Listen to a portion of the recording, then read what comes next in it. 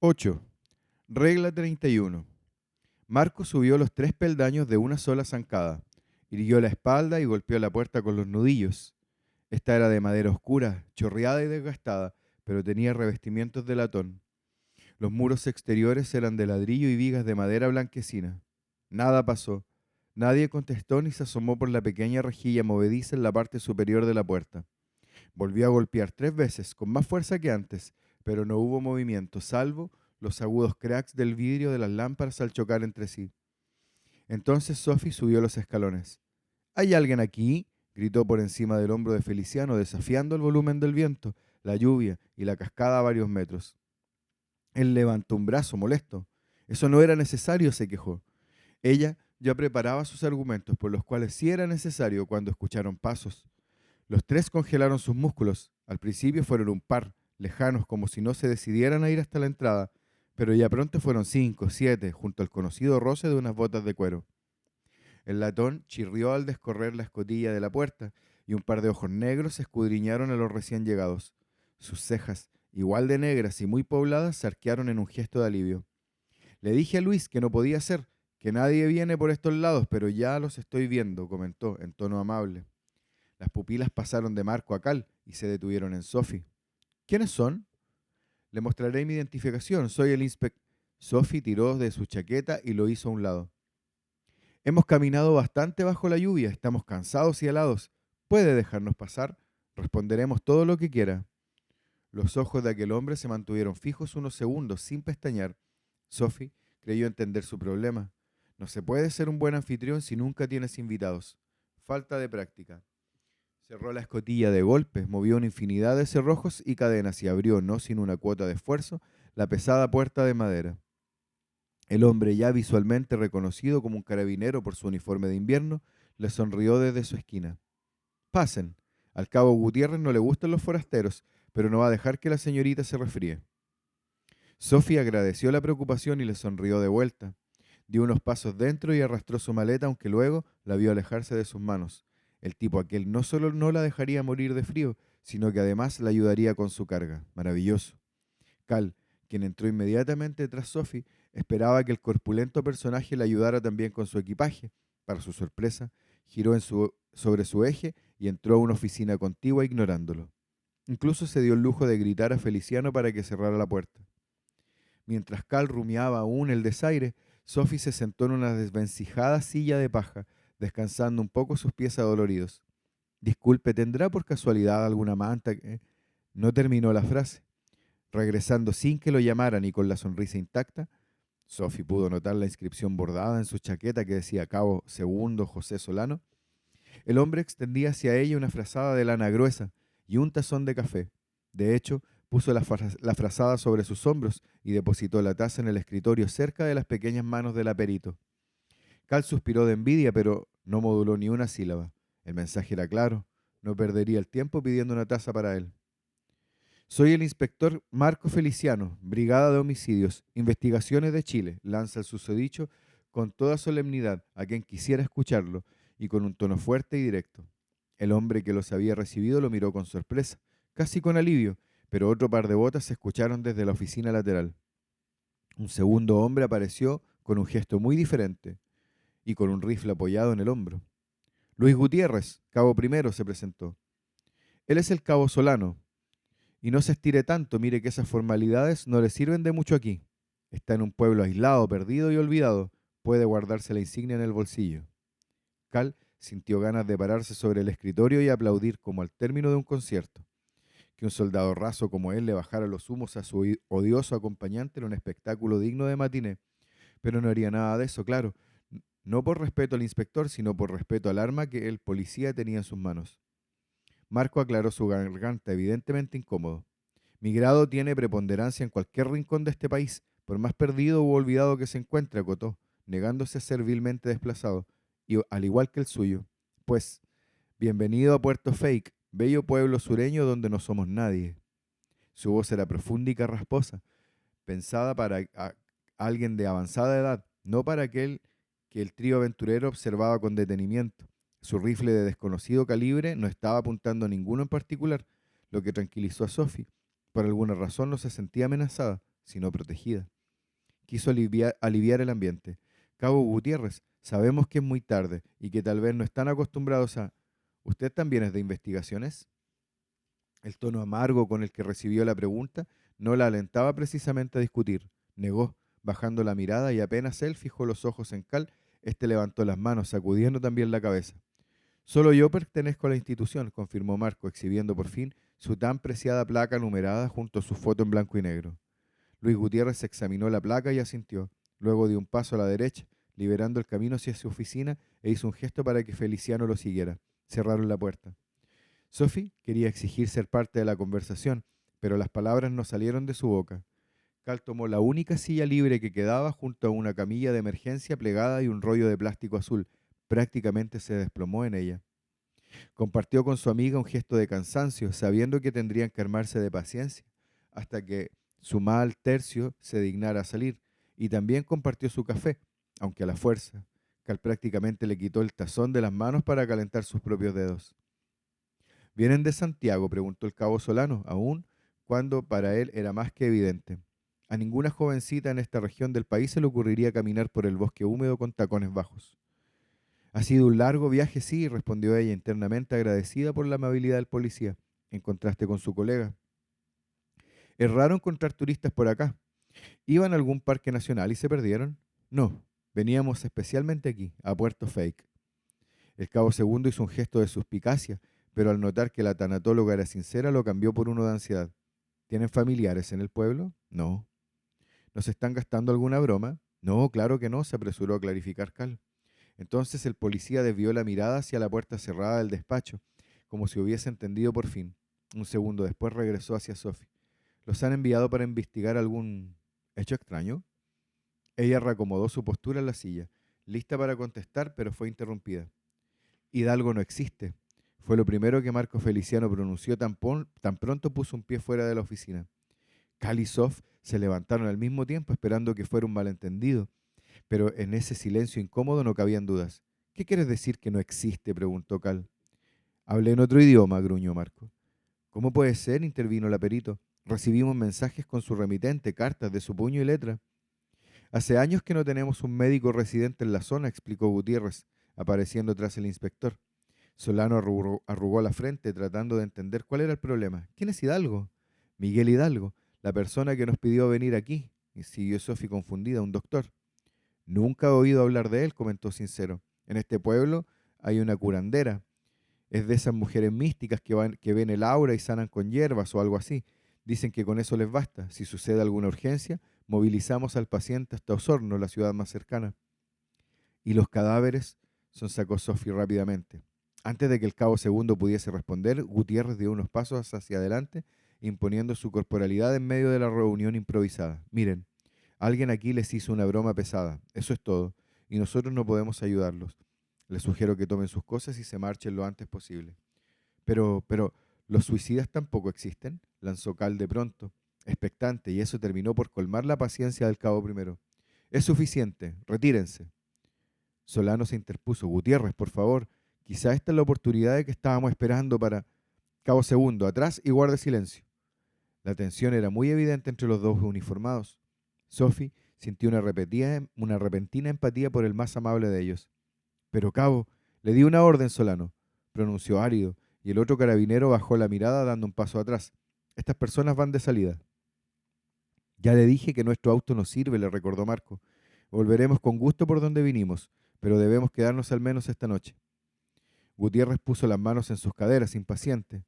En el pueblo hay un hostal. Bueno, iba a ser un hostal, pero la construcción nunca finalizó. Viven ahí una pareja de ancianos y deben tener alguna habitación disponible. Tal vez puedan quedarse allá si los dejan, y solo por hoy. Solo por hoy, repitió el inspector ante la mirada anonadada de Sophie. No podía creerlo. ¿Iba a rendirse así, tan fácil? Me aseguraré de que vayan directo hacia allá. No son horas para desviarse en tours. Ella agradeció al cabo Solano con la mirada y compartieron un gesto ansioso. Asió la manija de su maleta con ruedecillas y Cal tomó la propia, avanzando despacio hacia la puerta de madera y latón. Y salieron otra vez a la lluvia. Marco y Cal se acomodaron como pudieron en la parte trasera de la camioneta de patrullaje, la que al llegar no habían visto, pues estaba tapada, casi escondida tras unos altos matorrales. Sophie tomó el asiento del copiloto. El silencio entre ellos era pesado, cada uno encajando en sus cabezas las piernas como sus propios puzzles. El último en subir fue Gutiérrez, quien debió prender una pequeña luz halógena de emergencia para introducir la llave donde debía. Señorita, el cabo Solano apareció en medio de la noche y ella bajó rápidamente la ventanilla, lo que exasperó al cabo primero. Solano, le dije que se quedaran. Es que la señorita se llevó la manta, dijo con gotas cayendo por su rostro y apuntando un grueso trozo de lana que aún estaba sobre los hombros de Sophie. Ella no se había dado cuenta de que aún la tenía encima. Se la regalaría, en serio, pero estas cosas son propiedad de la gobernación, entonces son parte de un inventario y... No se preocupe, por supuesto, discúlpeme. Aguantando la friolera que sacudió su cuerpo al desprenderse de la manta, la dobló en dos partes y la entregó al carabinero a través de la ventanilla. Al recibirla, el hombre rozó las manos del aperito bajo la tela. Ella notó un pequeño bulto. Se miraron. En un movimiento que pasó desapercibido, Sofía apretó aquello en el puño y volvió a su posición con la espalda pegada al asiento. Escondió las manos en los bolsillos de su abrigo. Vuelvo en 10 minutos, dijo Gutiérrez, y apretó el acelerador. Para manejar en estos lares había que aprenderse los desvíos de memoria, pensó Cal, porque adentrarse así en el bosque requería o ingenuidad o un perfecto sentido de la orientación.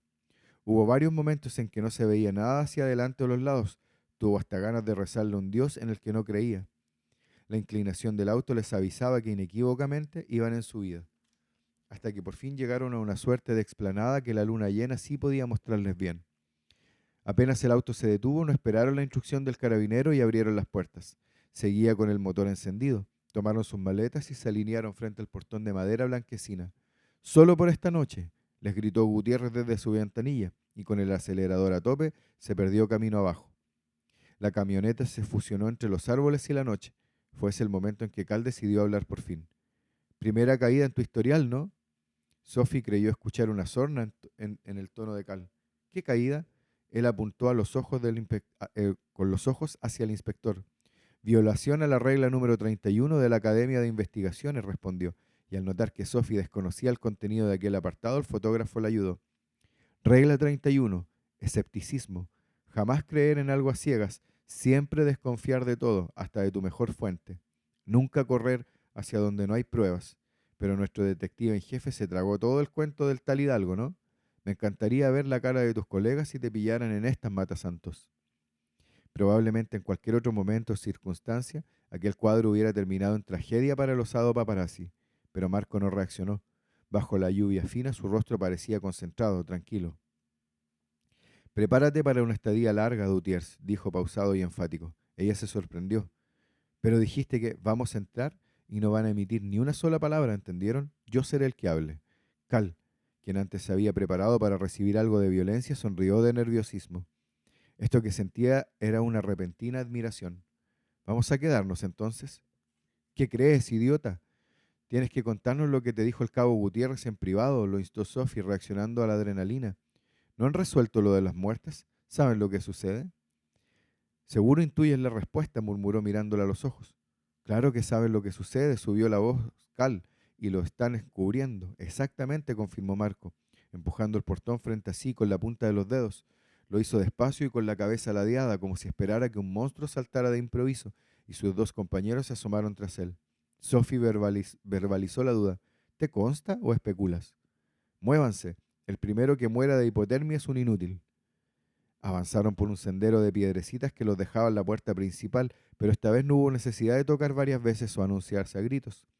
Una mujer en sus 80s, ocultando un floreado delantal de cocina bajo un gran chaleco de lana, giró la manija y los encaró con violencia. Sophie saltó atrás. La bienvenida tenía forma de escopeta. Apuntó firme a la cabeza de Feliciano. Este levantó sus manos a la altura de la cabeza, muy serio e impasible, de seguro maquinando la manera de no terminar con una bala en la frente. Su arma de servicio estaba a unos pocos centímetros, protegida en una funda bajo su chaqueta, aunque no quería recurrir a ella. «Buenas noches, por favor, baje el arma». «Es gibt drei Personen und es gibt eine Frau», gritó ella, al parecer hacia otra persona tras ella, volteando apenas. Ruidos de sillas y pasos en el piso de madera fueron la respuesta. Mientras Cal intentaba adivinar qué tipo de lenguaje críptico había escuchado, el inspector bajó sus brazos, visiblemente aliviado. Ich möchte Sie nicht verletzen. Bitte legen Sie Ihre Waffe nieder, le dijo el otro en tono conciliador, tal que el fotógrafo debió restregar su oído creyendo que había escuchado mal. ¿De qué se estaba perdiendo? Un anciano bajito y enjuto apareció por un costado. Sin mirar a quienes esperaban en la puerta, puso una mano sobre el hombro de la mujer. Con la otra tomó suavemente el cañón de la escopeta, obligándola a dejar de apuntar. A mi esposa no le gustan las visitas, habló él por fin, en castellano gutural, pero que se entendía sin problemas. Sophie llevó sus manos al pecho tratando de calmarse. Nos dijeron que este era un hostal, solo queremos una habitación. 3, si es posible, corrigió Feliciano rápidamente. Compartir aposento con alguno de sus colindantes no era negociable. El viejo hizo un gesto de desconcierto, y antes de que el inspector concluyera que la solución era hablar nuevamente en alemán, se adelantó a su esposa cruzando el umbral de la puerta. ¿Qué hacen aquí? ¿Quiénes son? Potenciales clientes. ¿Qué más? Participó Cal haciendo una mueca ridícula. Un carabinero nos trajo hasta acá. El cabo Luis Gutiérrez, aportó Sophie, como si sirviese de algo.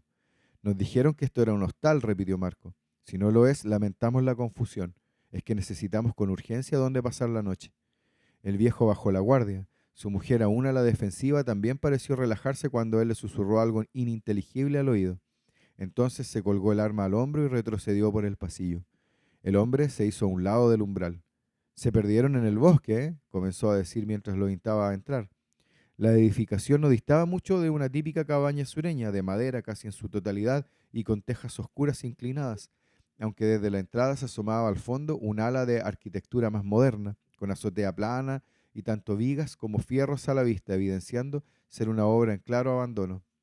Por dentro, en la casona, destacan los techos altos y muebles mullidos enfundados en colchas de colores, terrosos y respaldos de madera tallada. La única diferencia quizá estaba en la ausencia de calidez. El aire ahí era denso y frío, aún con una gran chimenea encendida en la mitad del salón. La anciana caminó hasta un roído mostrador, dejó su arma en un gabinete y esperó instrucciones de su marido. Sobre su cabeza, un antiguo óleo de cazadores de patos amenazaba con desplomarse. La verdad es que Feliciano golpeó a Cal en el vientre, dejándolo sin aire y cortando su verborrea bruscamente. Simuló ayudarlo con su maleta. Exactamente, nos perdimos. Mintió tan convincente como pudo. Cal deseó golpearlo de vuelta, pero estaba más ocupado en recuperar el aliento. Y nuestro auto se averió. Nos quedamos un par de noches hasta que podamos arreglarlo. Esperamos no ser una molestia. Esto no es un hotel, se apresuró a decir el viejo. A veces damos techo a afuerinos. Es una casa grande, solo eso. Pero no son bienvenidos. Si prometen irse pronto, los dejaré quedarse. Tan pronto como recuperemos nuestro transporte, le aseguró Marco. Eso puede arreglarse, respondió el anciano impávido. Le dio la espalda un momento y balbuceó algo a su esposa y luego giró. Al tiempo que el inspector volvía a hablar, ella ya había desaparecido tras la puerta lateral. Gracias, le pagaremos en efectivo. Como si hubiera hecho algo sumamente ofensivo, el anciano ni siquiera los miró. Le dije que esto no es un hotel y no recibo moneda chilena, le aclaró al tiempo que alzaba el brazo y apuntaba hacia la tanatóloga. Pero puede pagarnos con ella. Mi mujer necesita ayuda con las labores de la casa. Sophie, por supuesto, no lo tomó en serio. Sonrió ampliamente, incluso soltó una risita inocente, pero al fijarse en la mueca del resto de los presentes perdió todo el ánimo. El viejo lo había dicho en serio. Acepte el dinero. De todas maneras tiene que comprar comida, ¿no? Le pidió ella, haciendo como si la sugerencia anterior no la hubiese ofendido en lo más profundo. No estaremos mucho tiempo, se lo prometemos. El extranjero apretó la mandíbula. Marco temió que siguiera resistiéndose, o insistiendo en recibir a su experta en autopsias como tributo, a lo que no estaba dispuesto, claro, aunque por temas prácticos. Pero después de un minuto de pensarlo, apuntó hacia un pasillo lateral cruzando el salón. Últimas 3 puertas. Cal y Sophie emitieron un gracias al unísono mientras Marco se limitó tan solo a mover la cabeza. Claro que no alcanzó a andar demasiado. Súbitamente volvió el rostro y elevó la voz. Disculpe, señor, no me dijo su nombre. El anciano apenas se movió. No, no se lo dije. Clavaron la mirada uno en el otro. El inspector asintió levemente y los demás prefirieron no hablar. Ya lejos de los dueños de casa, Sophie no aguantó más. Gracias por la ayuda, módulo, molesta, tumbando su maleta en el suelo para entrar a su habitación. Los dos hombres se miraron con gesto de inocencia. Es un viejo prusiano, Sof, se defendió Cal sin darle mayor importancia. Quizá en su tierra natal se usaba cambiar mujeres por mercancía. ¿Y eso te parece correcto? Nuestro juicio no importa, habló Marco, al tiempo que empujaba la puerta de la habitación de Sophie para examinar que no se encontrase con sorpresas. Salvo un leve hedor a humedad, era un espacio con suficiente mobiliario para agradecer. Una cama, un velador y una lámpara. Si nos poníamos a discutir con él, en ese minuto estarías empapada bajo un árbol deseando haber aceptado trapear los pisos. Sophie hizo un gesto de máxima indignación y buscó apoyo inmediato en el rostro de Cal, pero él se encogió de hombros. No le parecía tan mal el alcance del inspector. Ella suspiró. Mañana saldré a primera hora a recorrer el pueblo. Me interesa encontrar a la curandera. Quizá ella tenga alguna respuesta sobre Hidalgo que los carabineros no, le comunicó en tono golpeado. ¿Puedo, inspector Feliciano, o debo enviarle un memo con un requerimiento? El aludido de pronto no supo cuál era la reacción adecuada. Si vas a hablarle de cadáveres, adelante. Es tu terreno. Gracias, jefe. Qué amable. Cuando se inclinó para tomar su maleta, las píldoras de sanacina tintinearon en algún bolsillo, recordándole su dosis necesaria. Iba a dar por concluida la noche, pero el fotógrafo se adelantó. Vamos juntos, ¿no? La casa de una curandera debe ser un museo de excentricidades colgantes y calderas humeantes y... Busca tu propia aventura, Calixto. Y cerró de un portazo. Ninguno de los hombres se movió. Feliciano curvó las cejas pensativo. ¿Se habrá enojado? Me llamó Calixto.